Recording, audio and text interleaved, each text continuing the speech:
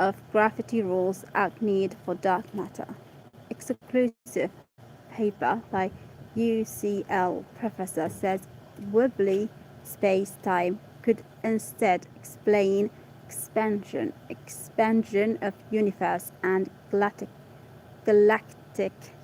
rotation. Let's see this word. Expansion. It's shin sound. Expansion. This word. 2. Galactic. Dark matter is supposed to account for 85% of the mass in the universe, according to conventional scientific wisdom. But proponents, let's see this word from the morning. Proponents of a radical new theory of gravity in which space-time is wobbly say the approach could render the elusive substance absolute. Let's see this word today because it's not my thing. Obsolete. It's my thing to read about space, but the word that it is have many vocabulary that I didn't know before. Elusive. Okay. The proposition outlined in a new paper raises the controversial possibility that dark matter, which has never been directly observed, is a mirage. What new word? I think it's mirage. A mirage that a substantial portion of the physics community has been chasing for several decades. The theory is viewed as quite left field and is yet to be thoroughly tested. But the latest claims are creating a stir in the world of physics. Announcing a paper on X, Professor Jonathan Oppenheim of University College London said, "Folks, something seems to be happening. We show that our can explain the expansion of the universe and galactic rotation without dark matter or dark energy. There are multiple lines of evidence for dark matter, but its nature has remained mysterious, and searches by the Large Hadron Collider have come up empty-handed. Last year, the European Space Agency launched the mission Euclid, aiming to produce a cosmic map for dark matter. The latest paper, published on the Arxiv website and yet to be raises the question of whether it even exists, drawing parallels between dark matter and fluid concepts of the past, such as the ether. Let's see this word. I think it's new. About the stars. Ether. An invisible substance that was thought to permeate all of space. Yeah, see this word. Permeate. Permeate. I said permeate and it's permeate.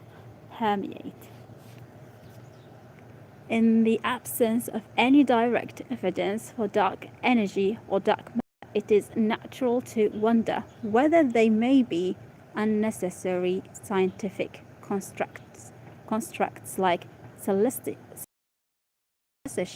spheres. Let's see this word. Celestial spheres. celestial spheres ether, or the planet Vulcan,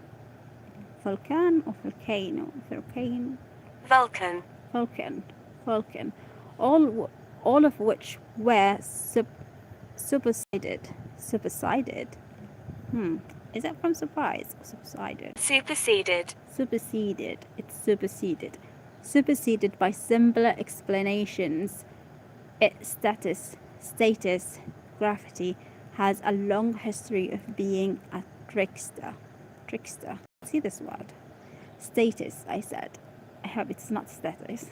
States, yeah, this word. Trickster.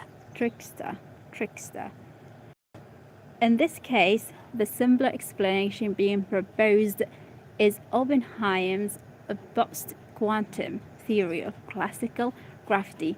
The UCL professor has spent the past 5 years developing the approach, which aims to unite the two of modern physics, quantum theory, and Einstein's general relativity, which are fundamentally incompatible.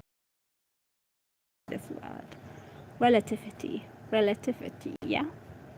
Relativity, and this word.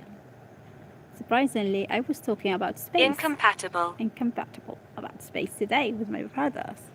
Oppenheim's theory emphasizes. Let's see word and your word for today. Envisages the fabric of space-time as smooth and continuous, classical, but inherently wobbly. Let's see this word. It's pop up like 3. Wobbly. I see it before. Wobbly.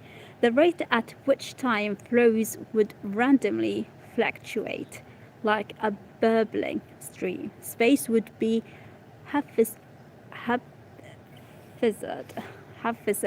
Yeah, let's see. Haphazardly. I think it's haphazardly wrapped, and time would diverge in different patches of the universe. The theory also envisions an intrinsic breakdown in predictability.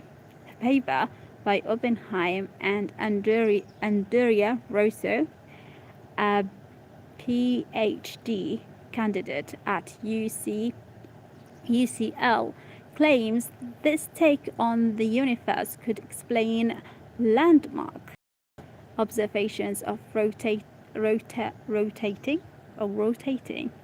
Is it rotating? Let's see. Rotating. Yeah, it's great. Rotating. And I said it before. Rotating galaxies that led to the discovery of dark matter. Stars at the edge of galaxies where gravity is expected to be weakest based on visible matter ought to be rotating more slowly than stars at the center. But in reality, the orbital motion of stars does not drop off. From this, astronomers inferred the presence of a halo of an unseen. Let's see this halo. What is the meaning of this word? Halo.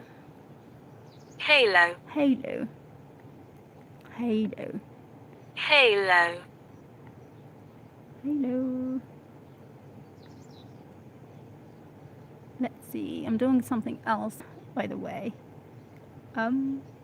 Halo.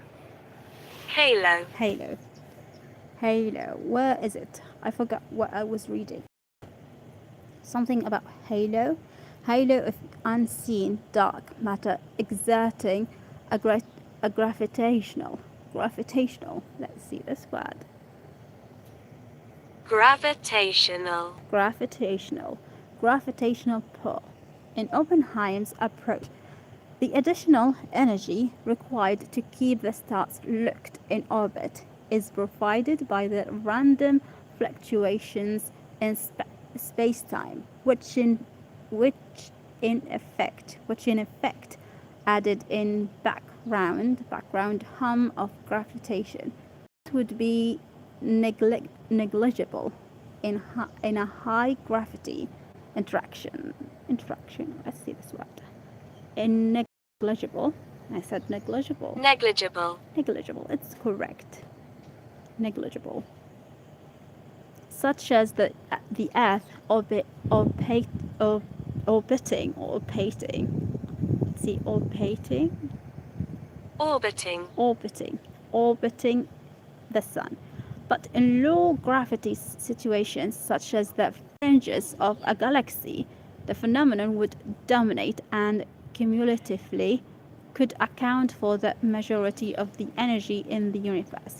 We show that it can explain the expansion of the universe and galactic rotation curves without the need for dark matter or dark.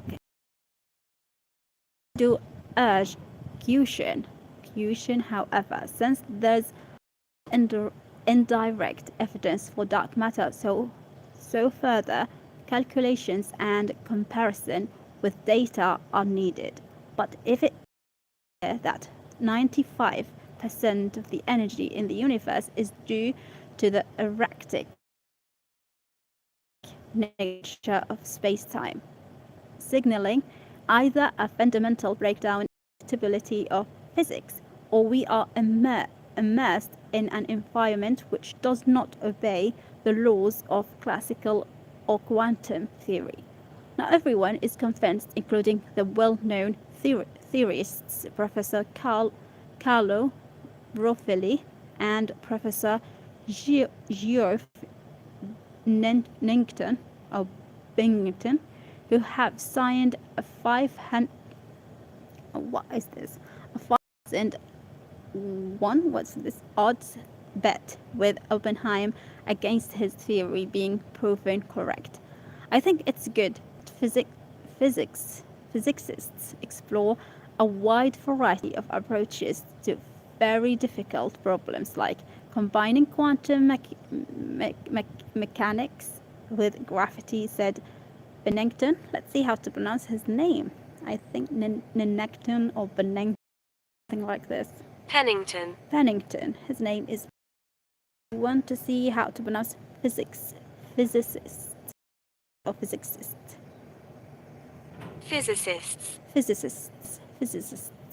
Personally, I don't think this particular approach is likely to be the correct one. I've obviously put my money where my mouth is on that front, and there's nothing new in the recent papers that would make me change that assessment. Others are more enthusiastic. I think the authors are on to something really interesting here, exploring some beautiful and novel ideas, said Professor Andrew Buntiston, a cosmologist at University College London. However, the challenge for replacing dark matter is that there are so many different lines of evidence that suggest its presence. So far, they have only addressed one of these lines.